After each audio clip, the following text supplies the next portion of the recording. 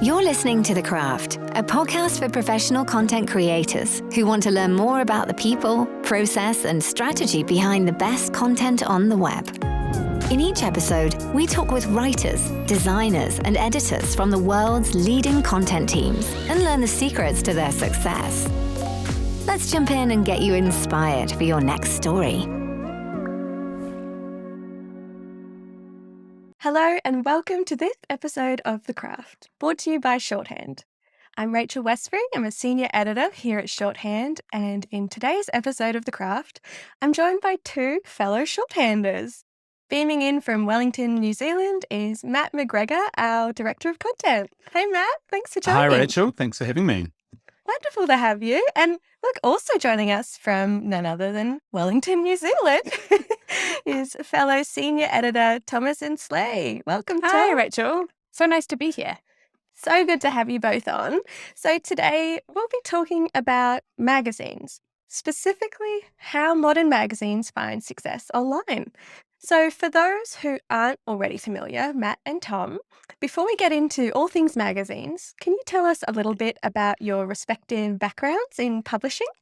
Yeah, sure, I can go first. So about 10 years ago now, it's a long time, I managed a very small nonprofit that worked in copyright. So we touched, I guess, that side of a whole lot of different aspects of the publishing industry. So university research publishing, some magazine publishing, creative publishing, government publishing. So all these different kind of fields and the kind of problems that arise when people take offline contents and put them on the internet, because they face all these problems, some of which are kind of publishing problems and some of which are rights problems. So that was I did 4 years there.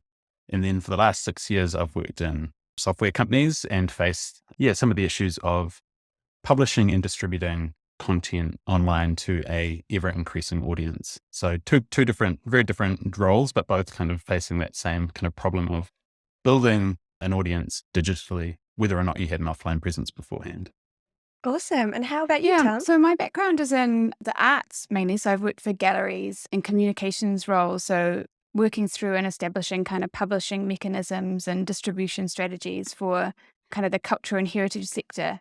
And I've also worked in government as well, in sort of digital cultural heritage. So thinking through how to make available, the riches of our archival and heritage institutions online and distribute those, again, as Matt said, to, an ever increasing audience.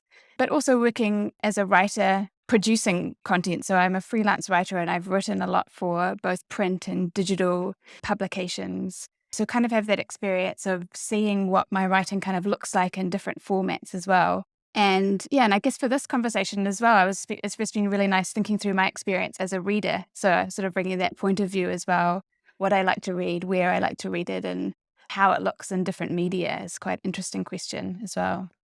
That's such a nice point to add. It goes without saying, most of the team at Shorthand are voracious readers. So definite word nerds here on the pod today.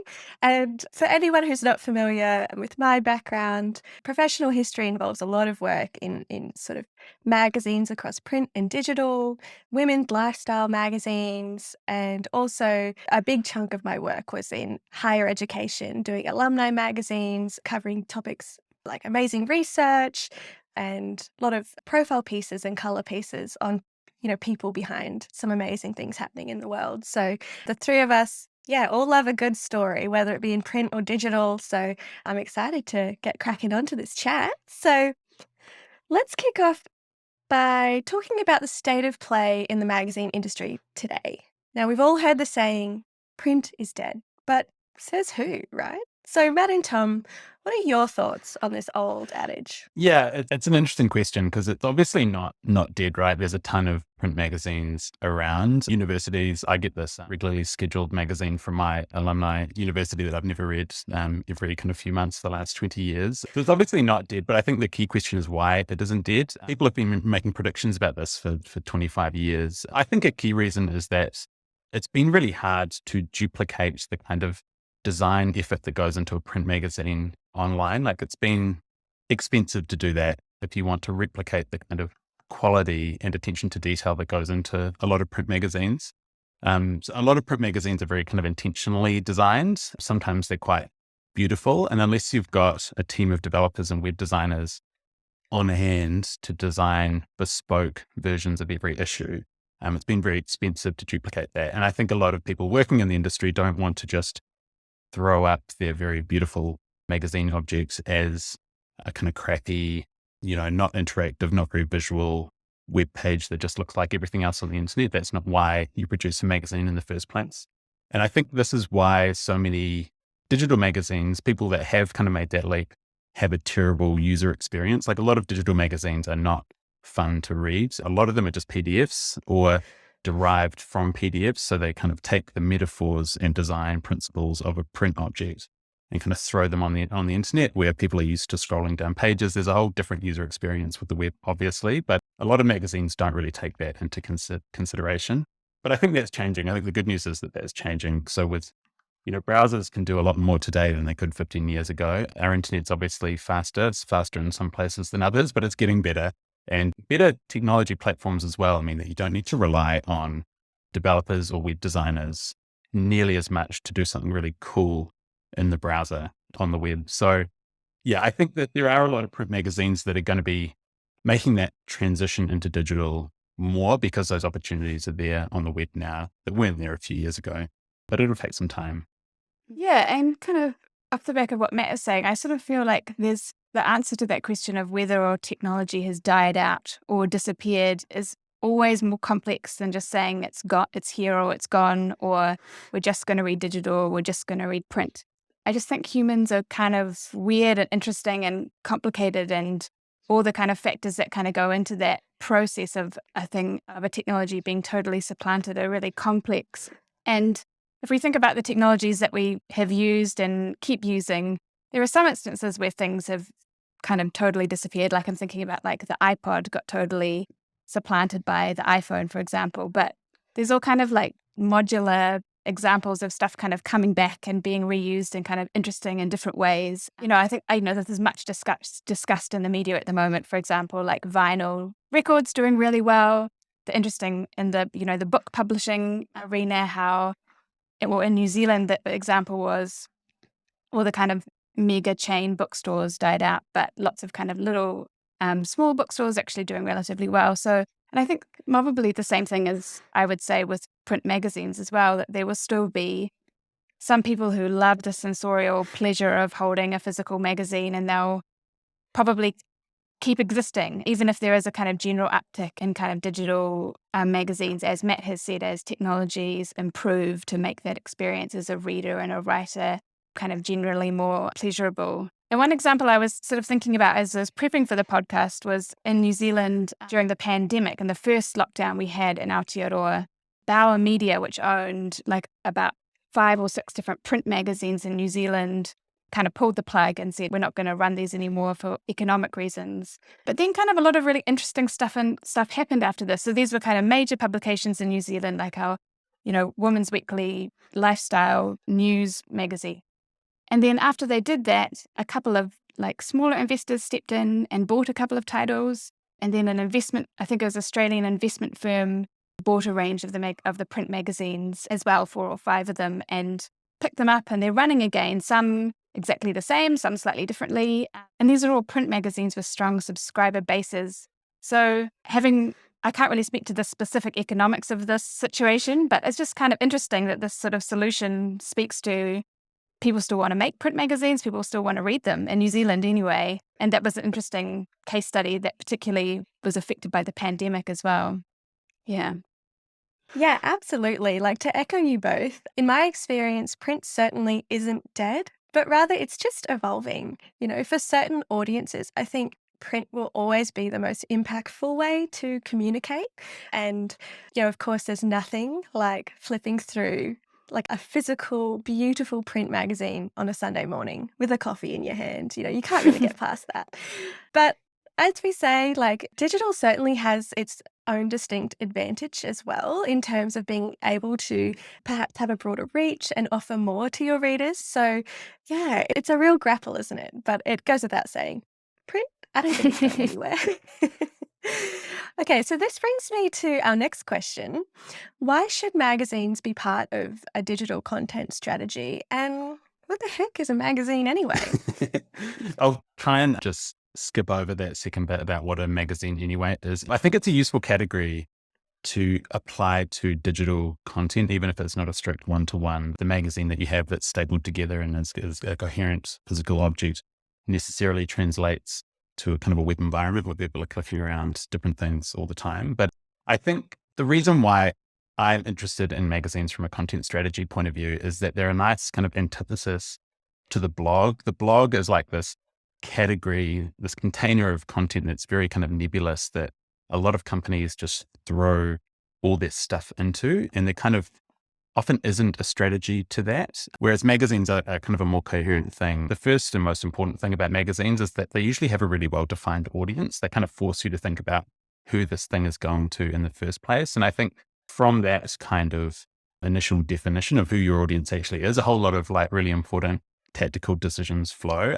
I think, yeah, like I said, most companies just have a blog with really little strategy or coherence behind it, but you can't really think that way if you're building out a very specific publication. The second reason, which I'm really interested in, and actually speaks to some of the benefits of print, which is that magazines, when they're well done online, are a break from this kind of tsunami of algorithmically driven content. Like, whether you know it or not, the vast majority of content you interact with on the web or on social media is produced to leverage an algorithm one way or another. Like a lot of the Google stuff obviously has to be, or you wouldn't see it in the top 10 results. And that colors all the decisions that went into the production of that content. And on social media, it's true too. Like if you want to succeed on any of these platforms, you have to start kind of playing their game a little bit. Whereas magazines, because they have this built-in audience, you don't have to play that kind of algorithmic game. So digital magazines open up content teams to many more different types of content than just like the classic SEO post or the classic kind of clickbait social media post. I think that's really good for humans. It's good for the people producing that content, but it's really good for the people consuming it as well. And as I said before, the third reason is that magazines have like a reason for existing. Unlike so much content on the web, it is just kind of often produced because an organization has this either legacy requirement for content, or there's some people in the company that think, hey, we need a blog, let's fill it with some stuff. Magazines have this thematic and strategic kind of coherence. They have coherent design. They're a like immersive, contained experience. And this is like completely different to the fractured experience of the modern web, where we have like a million tabs open, we're just reading a snippet of this and a snippet of that and a snippet of that, which again kind of speaks to some of the benefits of print. But I think you can get some of those kind of immersive, concentrated, paying attention to a thing benefits on the web if you do it properly. When you talked about having a million tabs open, not me, glancing at my browser guiltily, like, oh, so true. It's something special about print, isn't it? That you're just focusing on that one spread at a time and working your way through. How about you, Tom? What's your take on this one? Yeah, so I think just fundamentally to your question, like why make a digital magazine? As Matt said, just if you have rich, important, engaging stories to tell, you know, the magazine is the perfect long form place to tell those important stories. And I think it's quite interesting, like thinking about the design of how to make these pages kind of work on the web. I often think that like the great digital magazines have really good tablet design.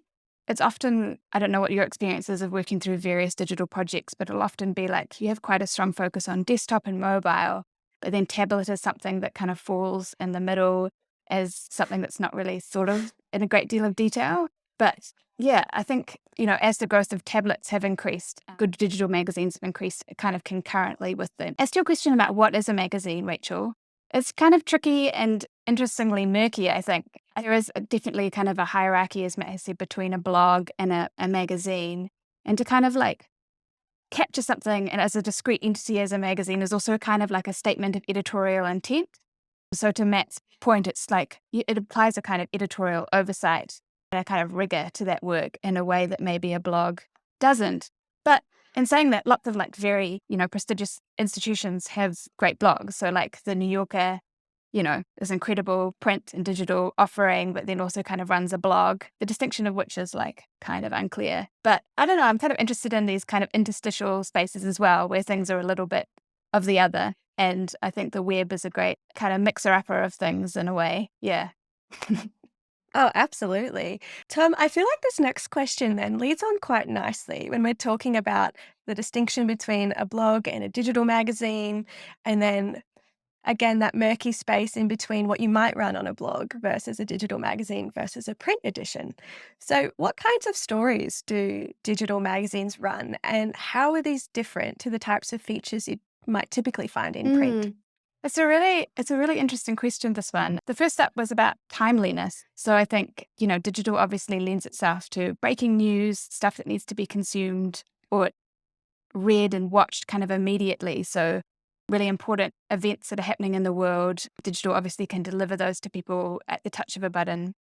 And so print, conversely, and I think, it is its strength, is to kind of offer like long form investigative pieces that take a long time to print, but are timely in the sense that they're important for society at large, but aren't breaking news or something that we need to know immediately. So I think there's kind of a distinction there. I was also thinking about how great digital is at background material, or the archival material that magazines and institutions might hold. Just because it's so much easier to search, it's so much easier to access.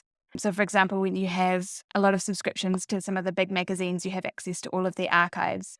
And like, what a dream, like you can just search these archives in a keyword, and it's just like so different from, going into a library or an archive and, ordering them all up. It's just like total game changer in the way kind of society accesses that information. And one other thought I'm interested to hear what you guys think about this. I was thinking quite a lot, you might be looking at like a print magazine and there will be a kind of extra digital offering. So for example, they'll do like a Q&A interview with someone, and then they'll be like, if you want to read more of this, go online to like read the rest, or see photos of this person's like studio or something. And my opinion of that is it's always kind of not that great. Like it's just kind of this added extra that hasn't really been thought through, and it doesn't really work really well like across either of those media. I don't know what you guys think about that. Yeah, I agree. I feel like that's the classic case of the print magazine being the central thing and digital being this thing like tacked on to the top. And it's being, we better get people from our print magazine to the website. Let's give them this little bonus content that's never good enough to run in the print magazine, but these digital lives will enjoy it. Yeah, I completely agree. Yeah, it's a tricky one. It is tricky. I think I've certainly seen examples of, print publications that, their print work is impactful and compelling, and maybe they invite you to go online and you think, well, that was good enough that I'm willing to jump on and see this extra content. And so it's always delightful when they put the same amount of consideration and thought into their digital offering. It is rare though, like, let's be honest. Matt, did you have any take on the distinction between the stories you might see in print and digital? Yeah, I did. Well, maybe not between print and digital. I think just having a digital magazine as compared to other kinds of things you would do digitally, I think it completely opens you up. I think a lot of people writing and producing content for the web get kind of trapped in these algorithms and like have their kind of creative possibilities kind of limited by what they think these enormous distribution platforms require them to produce. And I think that trickles down all the way from like a hiring point of view. You hire different people depending on the kinds of content you think will work for your organization. So I think if you have a magazine and you've built an audience that doesn't require you to go out to these platforms for distribution, you can just make better content. You can create content that is actually genuinely good. So like that's not often possible if you're constrained or overly constrained by these algorithms. You can hire people who are actually like artistic and creative in a way that wouldn't normally fit in an organization that was completely like SEO driven. And so it's that flexibility and openness to new forms of content that's really exciting with the magazine as a kind of container for your content on the web. And I think it's not just true in terms of the kinds of content you can create, but also how it looks on the web as well. Like I think there's some really amazing and visually ambitious stuff that can be produced on the web now, and arguably more ambitious than what you can do in print, because you can use, scroll effects, video, audio, images, animations. It's all getting a lot easier to do. So I think there's some, really exciting possibilities, and you're not constrained in a way that you were in the past. It's interesting how some magazines are kind of trying to wrest themselves away from the algorithms a bit and to not rely on, Facebook as their like main distributor. another local example in New Zealand, The Spin-Off, which is a news outlet / magazine / blog / again, we're in the intermediary zone. But they recently said, oh, we really want everyone to subscribe to our newsletters because Facebook is just changing the algorithm all the time. If you found our content there in the past, you might not see it there anymore. So subscribe to our newsletters because that's where we can kind of curate for you our stories and get them to you. So it's interesting that kind of, wrestling match between the content producers and the old algorithms. I think the consequences of that decision are really obvious as a reader as well. Like if you look back to the newspapers that you read online in the 2000s, when a lot of newspapers were really playing this clickbait game because Facebook was just giving them such like an insane free distribution platform, like the reach that they got was incredible. And you could see the quality of what they were putting out compared to what they put out in the print magazine. It was radically different. Like they were running all kinds of junk, including some really big titles. The biggest newspapers in New Zealand for sure had a reputation for like publishing a lot of entertainment clickbait nonsense. And since a lot of them have pivoted to either a paywall model or a subscriber-based model, you definitely see that kind of quality change where they're moving away from the algorithm and leaning into the audience as this thing that they build and write for. Yeah, I think the consequences are really clear. And I think that's a great result. The next topic then we're going to talk about is these sort of hybrid distribution models. So, in recent years, we have seen a lot of mastheads having to tackle, this hybrid approach working across both print and digital, some for the first time, others, as you say, Matt, have been in it for a long time, but with varying degrees of success and quality. Matt and Tom, what goes wrong when teams transition to digital? I had a few just ideas from my background of working in the arts and government organizations. So kind of not really speaking to like a sort of a print news media outlet. But for me, two really important things were to get kind of like a cross-organizational buy-in if you're shifting your publishing to a digital model. And that's kind of like, I guess it's kind of like a basic kind of project thing of anything really. And maybe goes without saying, but it's just there were a few examples where I worked in places where the whole team really invested in this new kind of rhythm of publishing, this new type of publishing, and you're just kind of getting way more interesting stories, way more kind of like richer and better and gooder content because, yeah, I said gooder. Yeah, that's the thing. And yeah, just because your team are all invested in what you're doing and it's not kind of like a comms or content team kind of off in a silo, just kind of like trying to sort of scrape up interesting stuff, And in terms of like how that relates to digital, I guess some people get freaked out by digital and it's about kind of bringing them with you and showing them the possibilities of that. Another quick point I had about that was just about longevity and sustainability. So if you're shifting for a print to a digital model, I'm a late millennial, so I kind of have spent quite a lot of my career killing off old websites and old digital magazines and old blogs and old platforms that were set up to showcase a project or an exhibition or any kind of initiative and then quickly died and wasn't updated and is just like floating around in the digital junkyard of the world. So yeah, two things, just like really think about who you're writing for and how you're going to like sustainably deliver the digital offering going forward in a way that means that you're reaching the right people and you're talking about the right stuff. Yeah. A moment of silence for all the digital magazines floating out, abandoned in the ether. Yeah, how about you, Matt? What's your take on the challenges these teams might face when transitioning? Yeah, I've definitely been guilty of that earlier in my career. I have to as well. Yeah. Like I've got really ambitious and not realized the work involved and then done something for a while and then it dies and it's like I leave that job and it's just there for a little bit. Yeah. Just sitting there until someone deletes it mercifully. In terms of what can go wrong, I think that the number one problem is that they go print first and the digital is just an afterthought. And that leads to all kinds of problems. One big problem is that they just upload like a PDF of the print version, which is surprisingly common and probably less common today than it used to be, especially with smaller organizations that just think, look, we need this thing on the internet, let's upload this PDF. But nobody reads PDFs really anymore unless it's your employment contract or something like that. Like you can't read them on phones, you can't find them on Google, they're not accessible. There's all these problems with PDFs because they're like a format that was invented in 1994 for very specific requirements, right? So don't do that. But also people have kind of taken the metaphors of print and just like slapped them onto the web. Like we've got all these weird kind of flip books. Like a lot of people spend a lot of money actually creating these like digital versions of magazines, and you kind of see them on your screen and you like have to like zoom in, and it's kind of like a really weird experience. And the text, it's just an image often. So you have to like zoom in and try and squint to read the thing. And there's like columns, and then you got to click a button and it has this kind of animated flip of the page. And it's just a really weird experience. And that I still see that quite a lot with publications on the web. So I would say don't do any of that, because your audience will hate you, or more likely they just won't be there. They just won't come and read and interact with your stuff.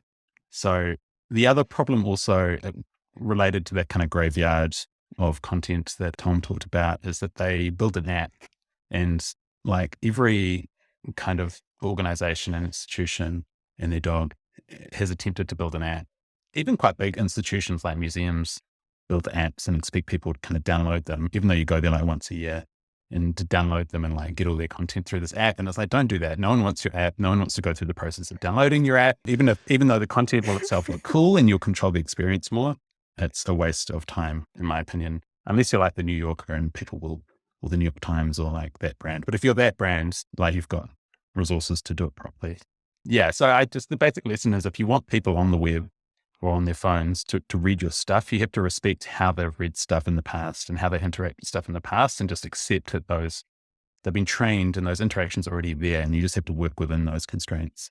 Otherwise, they're not going to come and they're not going to read and they're not going to interact with what you've produced. So, Matt, you've talked about this persistence of the PDF as a format that, brands and mastheads are using to share their print magazine in the digital space. It sounds like you're not team PDF. So if not the PDF, what's the best option for digital magazines today?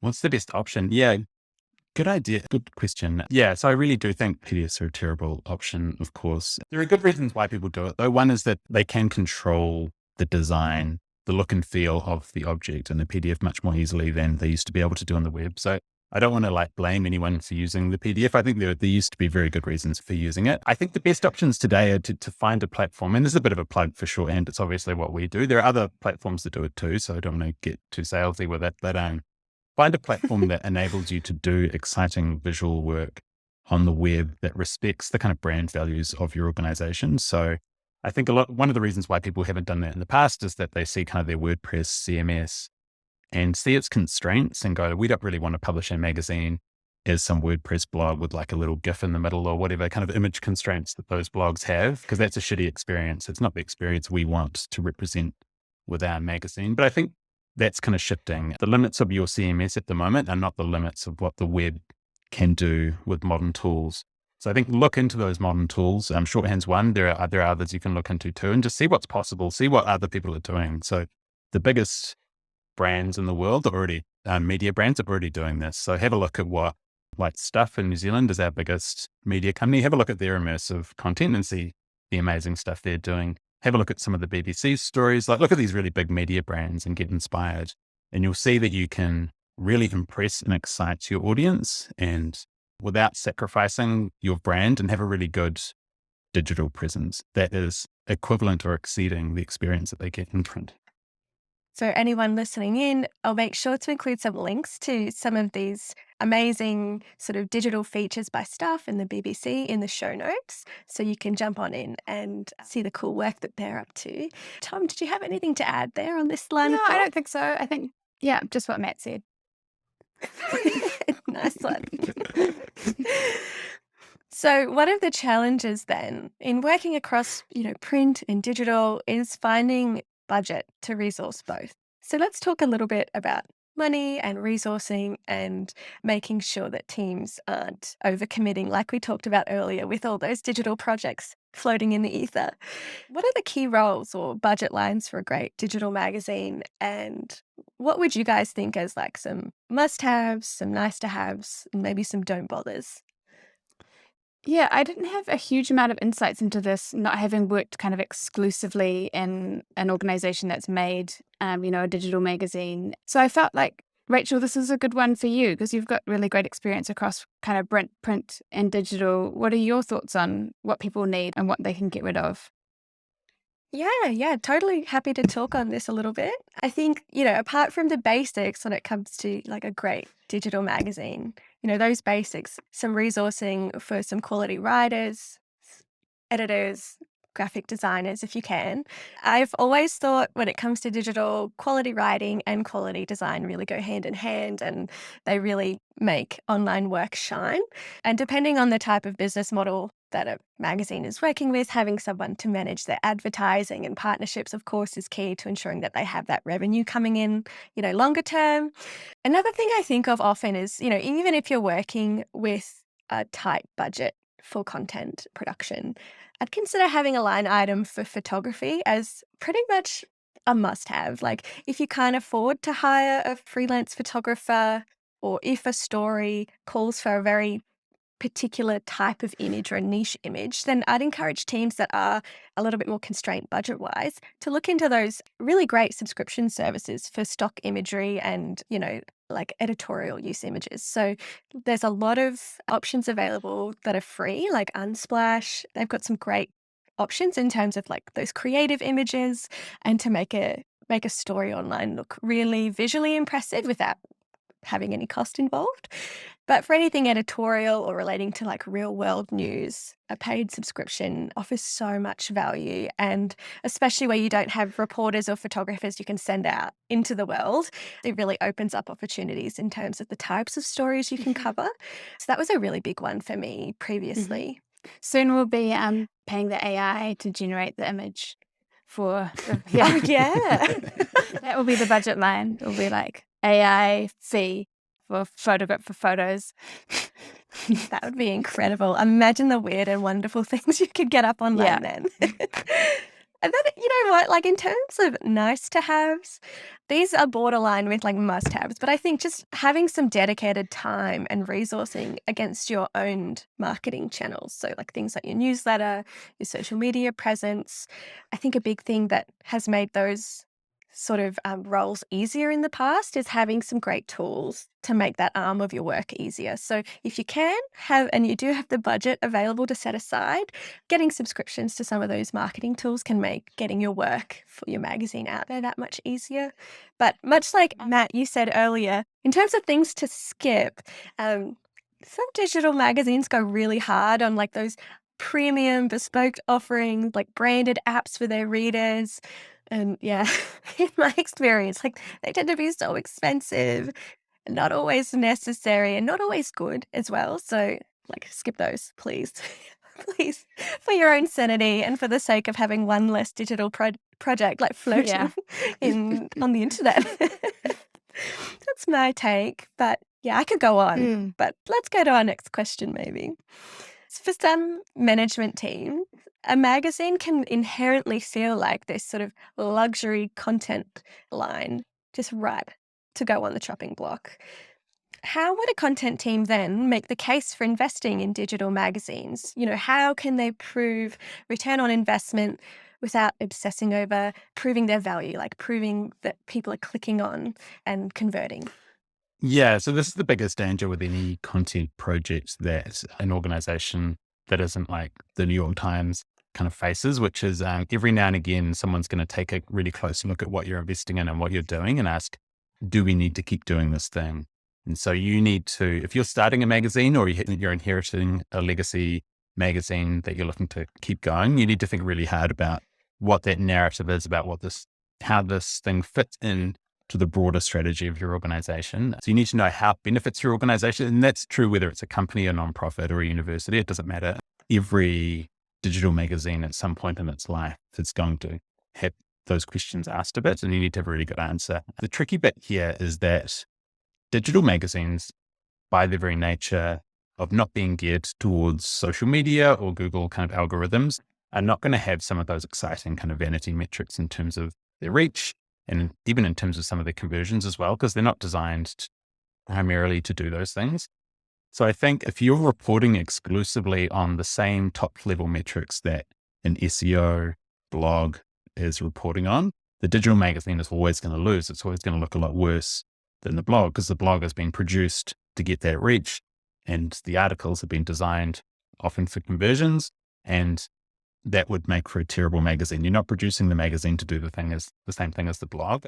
You need to tell a really good story about why the thing exists, or else when someone comes to look at those numbers, they're going to see that. They're going to see that difference, and they're going to go, let's get rid of this expensive magazine and let's just hire a bunch of like $200 SEO writers and go down that route. So, which obviously is bad for the org, but you need to know why it's bad for the organization in the first place. Magazines are about building and serving an audience of humans and not necessarily converting them into some product or service or getting 10,000 random people to say for 10 seconds. So yeah, you need to build out that narrative and report on that narrative. So you do want the numbers, but you want the narrative, and you want some nuance about why it's performing well or not well month to month.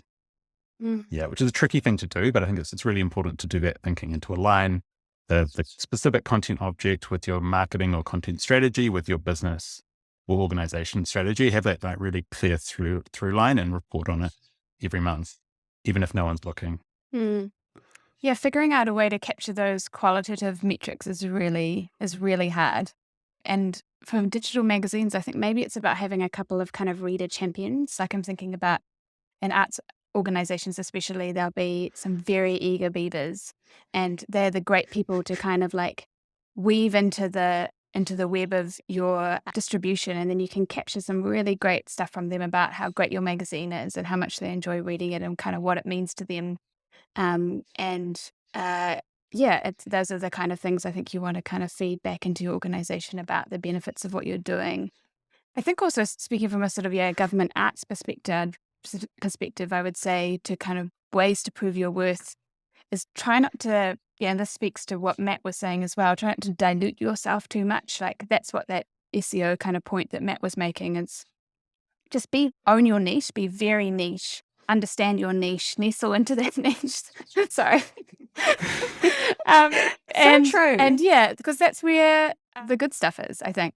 And particularly for kind of cultural heritage sector, kind of learn that qualitative metric, but also learn to measure. It's something that's often talked about in cultural heritage, sort of digital cultural heritage, is that long tail model where you may not have heaps of traffic, but you're getting really good traffic that sits around and uses your post about medieval medical manuscripts, and it's really important and useful for them. So long tail reporting, qualitative reporting is really important. Some awesome insights there from you both. I actually, Rachel, this is a funny conversation because me and Tom are like waxing lyrical about magazines, but you've got way more experience than either of us. You do.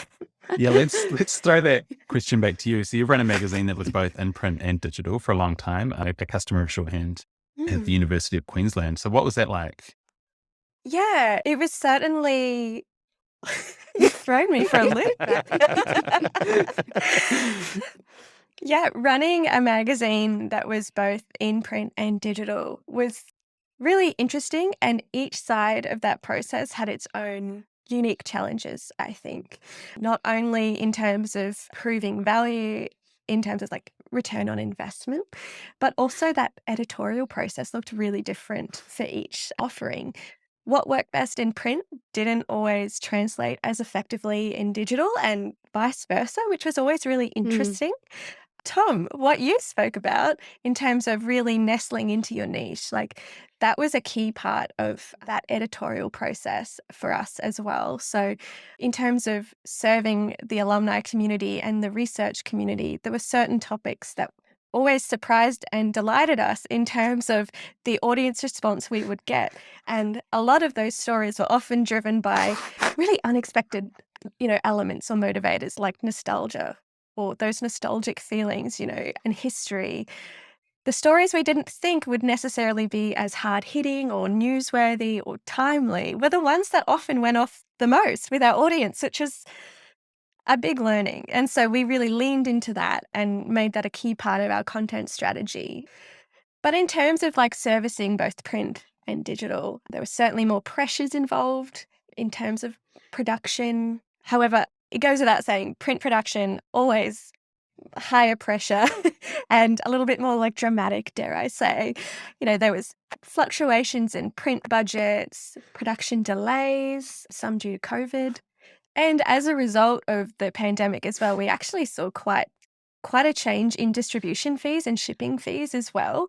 So it goes on really. Like there was a lot of challenges with print in recent years, but it somehow, despite all the stress and worry and the effort that goes into it, at the end of the day, we would get this beautiful real thing that we could hold in our hands and that our audiences could hold in their hands and they could engage with. And it could be a conversation starter on the coffee table. So we did work hard to integrate our digital offerings into our print magazine as well. So it really meant that regardless of how our reader preferred to access our content, it was just as vibrant and impactful across both mediums, or so we hoped,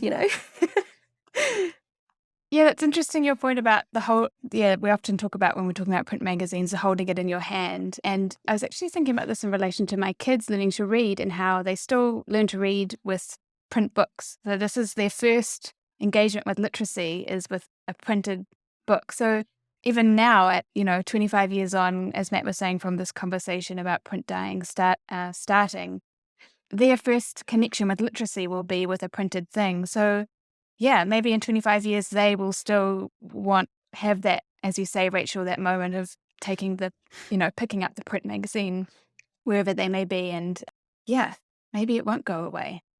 Here's hoping not. So look, guys, it's clear there are some real challenges in getting a print audience to also engage with, digital content or a digital offering. What's an example that you've both seen in terms of a call to action or something similar there in a print magazine that actually compelled you enough to click onto their digital offering?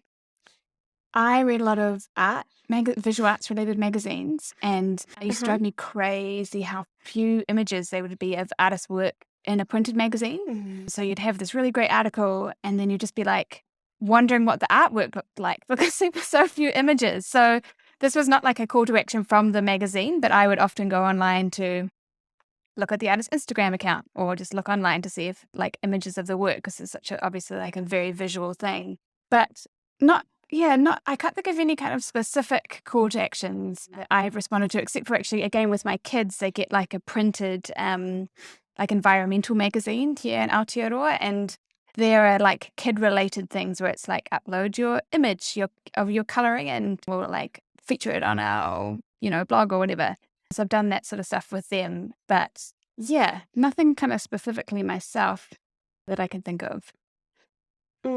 It's really interesting. I did joke with my colleagues back at the University of Queensland, despite how awful and challenging the pandemic has been across so many avenues and aspects of life.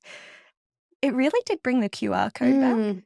And if that's the one positive we took from it, was that we actually integrated QR codes into some of our print layout designs, very sort of inconspicuous down the bottom, which meant that our readers who were enjoying our long form print features could also be offered more in terms of accessing more images, like you would go looking for Tom in the art magazines, but also things like audio, video. So that was one perk, and one that I actually enjoyed using. It meant I didn't have to type in some complicated shortened link, into my phone halfway through reading a magazine.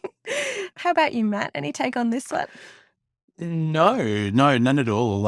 I do get a few print magazines, and I used to get the newspaper. I'm probably the only person under the age of 50 in New Zealand who gets the morning paper delivered.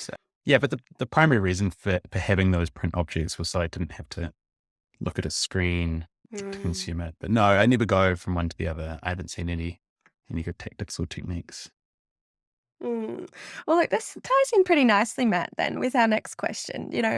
One of the major drawcards of print is that it's not connected to the internet, meaning that we can have a truly disruption-free reading experience, which just sounds like bliss, really. So how can we design digital magazines then to actually sustain the attention of our audience, and what should we avoid? Yeah, it goes back to kind of what I said before, which is I think a lot of the reasons people turn to print and rely on print is that because the digital experience is so terrible a lot of the time. So I think there's two sides to that question. One, what you should do, and one, what you shouldn't do. And I think a lot of people who have grown up using and creating content for the web have a lot of kind of bad habits and treat their reader often really poorly and don't respect the attention of their reader, which is just, it makes for a terrible experience. It's why some of us feel kind of drained and kind of wasted after a long experience on the web. It's because you're clicking around and you're getting interrupted all the time. And you have all these pop-ups, there's all these interruptions for you to click here, click there, really like aggressive ads coming in that don't work as ads, but just kind of annoy the person. Even like the little kind of old school side menus that, you're reading a thing and you're getting told to go to 10 other places while you're trying to concentrate on the thing. So my view is that for most people, most of the time, you should take attention as like the North Star for your design and try and sustain and respect the attention of your reader, because it's a really fragile and precious thing. And if you get it right, it's really rewarding. So in terms of what you should do, I just go back to the fundamentals. Like you want your content to elicit an emotional response that is remembered and associated with that magazine or brand. So you can do this in a few different ways. You can do it with the writing, but the visual design of your content is such a great way to do this. So I would just invest in great graphic design. Like you said, create new assets where you can. Don't just throw the first thing you find on the web into your content. That's really like disrespectful to the reader to throw all this like visual kind of junk in the middle of so try to impress them and try and stand out, which I actually don't think is that hard to stand out from a lot of the kind of very generic blogs and web content out there that, have, these like short choppy paragraphs, a few like funny GIFs that took like 2 seconds to find on the web, a series of bad images. Like I think if you invest in good graphic design, you can really stand out and succeed. Yeah, I had a few, totally agree with everything Matt said there. And a few other thoughts I had on this were simplicity is quite difficult. I think some of the great long form pieces that I read on the web, they're very simple. And as Matt said, kind of elegant and spacious, and they give their content the space and respect it deserves. But I actually think that's quite hard to do kind of content-wise. And I feel like every so often there'll be a piece in the news about a study that's done about our attention spans from comparing print to digital. And often the ones that kind of make the mainstream news are the ones where it's like study done where no one pays attention online and kids are not absorbing any information and no one's learning anything from digital media or something, which I don't think is the case. But I think what it does kind of speak to is that we read differently online as we do in print, and we need to think about designing those spaces differently from each other. And I think that's like developing and getting better. But yeah, as I said, I think kind of elegance and simplicity is quite tricky. And yeah, the other thought I had about this actually was I was thinking about very old newspapers and how visually cluttered they were. So if you go back in time, to the beginning of the 20th century or whatever, you'll have the papers are so busy, like crazily busy. There's just like adverts and all this stuff everywhere. So it's kind of like not that we as humans can't deal with this level of complexity to look at, but there's something about maybe like, as Matt was saying, the kind of animation or where it's placed on the page or how it kind of behaves when we click on it. All these things which are, the UX of it is incredibly complicated. Yeah, and kind of constantly evolving, I think. But I don't know, you guys will know when you encounter something that's just like really well designed and you just read it all the way through and it's just like a joy. It's quite rare. Yeah. Yeah, absolutely. And to echo what you've both said there about really, I guess it comes back to respecting your readers, right? When you have like, an unlimited amount of opportunity when it comes to creating on digital, there's so much you can throw at it. But as you said, Tom, it's more about that curation process and allowing, that white space and really bringing the reader on a journey through the story rather than just doing like perhaps they did with the old newspapers and craving it all in. Yeah. And it's a bit much. Yeah, they'll be like, 2 cents, get your boots shined, and like da-da-da-da-da. And only half of a short story, but you'll have to tune into next week's newspaper to find the rest. Like the ultimate old-timey clickbait, perhaps, leaving it on a cliffhanger. So in a similar line of thinking then, the last 3 years of the pandemic have seen us transition all kinds of experiences from in-person to online. Do you guys think the pandemic has made us more open to digital? Or do you think that as a result now, we crave offline experiences more? Yeah, this is a really complex question. And I think I always think about the PhDs that will be written about digital media and the pandemic and how it's changed, how we engage with, TV and movies and books and all the things we get online.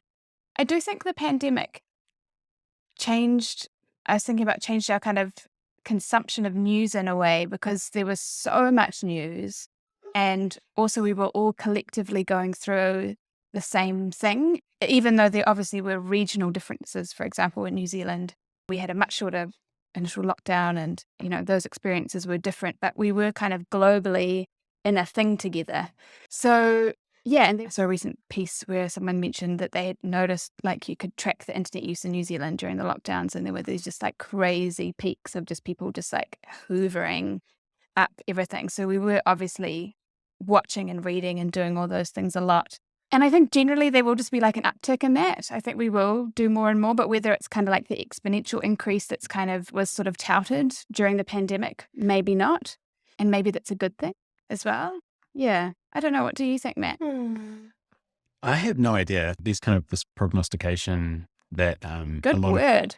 Thank you. Thank you. They came out, I was halfway through that word and I was like, is this the right word? But I'm going to go with it. Don't edit the sound.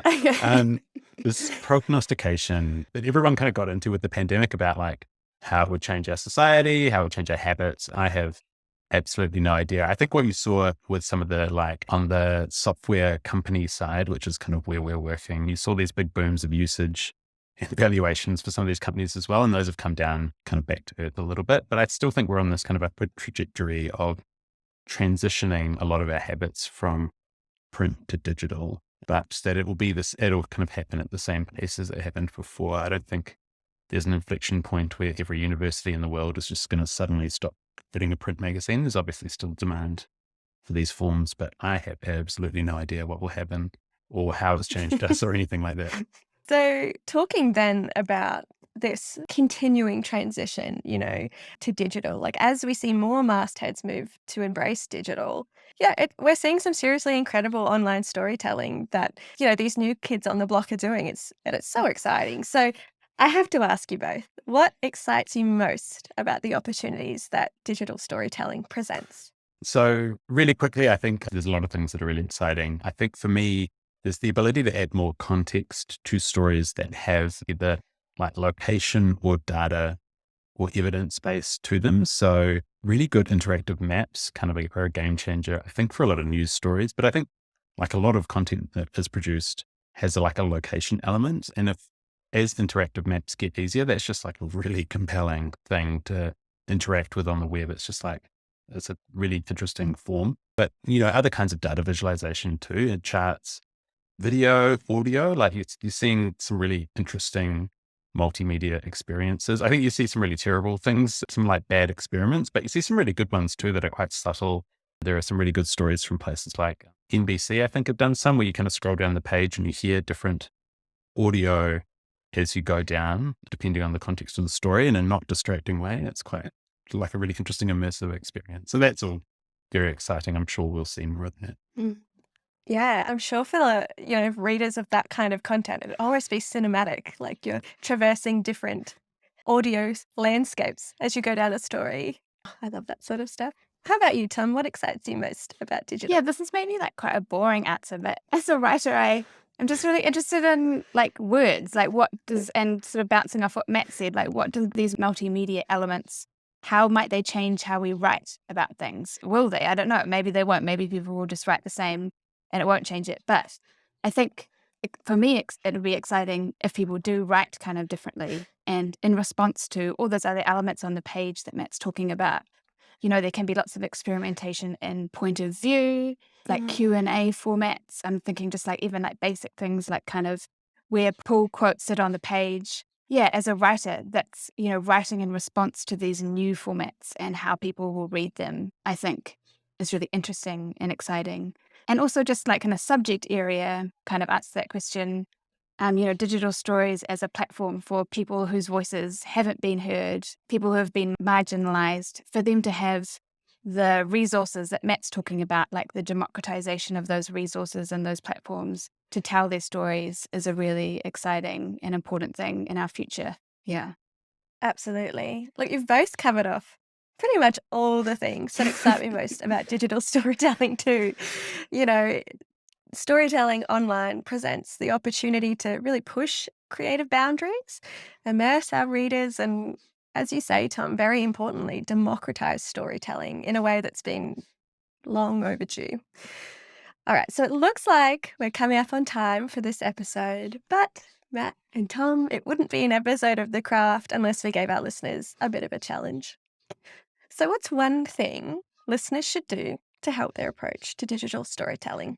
So for me, I think that the one tip would be to go really hard on data visualizations. If you have those resources, the tools are just getting a lot better. So if you have original data to share, use it and visualize it. It'll be a real game changer for your engagement. Like, people share this stuff a lot more. They link to it a lot more. So beautiful maps, interactive charts.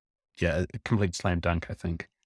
Yeah, and for me, I was just thinking about tooltip translation functionality. So speaking from a New Zealand perspective again, with Matt and I are, there's obviously English is in the hegemony, but there's a strong push to revitalize te reo Māori, the Māori language. So there's a lot of news outlets and digital storytellers who are using the tooltip translation functionality in their stories as a way of educating and normalizing more Māori in our news media here. And I think that's a really powerful tool and a really nice, elegant user experience as well for people to learn more Māori language, and a powerful tool for publishers to use. Amazing. Look, so brilliant, actionable advice from you both. So thank you so much. And I'll be sure to add some links in the show notes for our listeners to have a look at stories that feature that tooltip. There's a great ones action. from Stuff there. They've got a lot, which is awesome. Yeah. Stuff are amazing. They're always up to some good work, aren't Yeah. they? So for anyone listening, of course, if you do try these bits of advice, if you give the challenge a go, please keep us updated and tag us in your stories on social media. We would love to see how you put this to work. Now, Matt and Tom, thank you so much for joining me on the podcast today to talk about modern magazines and how they can find success online. It's been just awesome riffing with you both today. Cool. Thanks, you, Rachel.